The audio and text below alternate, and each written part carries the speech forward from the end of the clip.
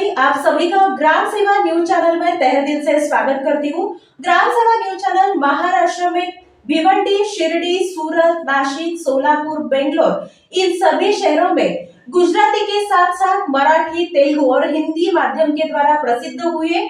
आज ही ग्राम सेवा news channel को सबस्क्राइब करें, शेअर करें और लाईक। दलित ज्ञाती संस्थेचे माजी अध्यक्ष, माजी महापौर स्वर्गीय महेश अण्णा कोठे यांच्या 61व्या जयंतीनिमित्त विष्णू महेश प्रतिष्ठान आयोजित समस्त घोंगडे वस्ती मित्र परिवाराच्या वतीने आराधी माता भगिनींना साडी वाटप करण्यात आले।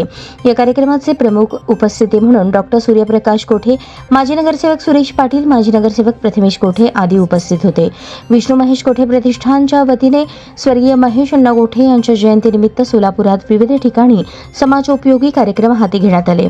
विष्णू महेश कोठे प्रतिष्ठान आणि समस्त घोंगडे वस्ती मित्र परिवाराच्या वतीने महेश कोठे यांच्या जयंतीनिमित्त सप्ताह सुरू करण्यात आला। सोमवारी पूर्व विभाग येथील आणि शाळेला गाई चारा वाटप करण्यात आले।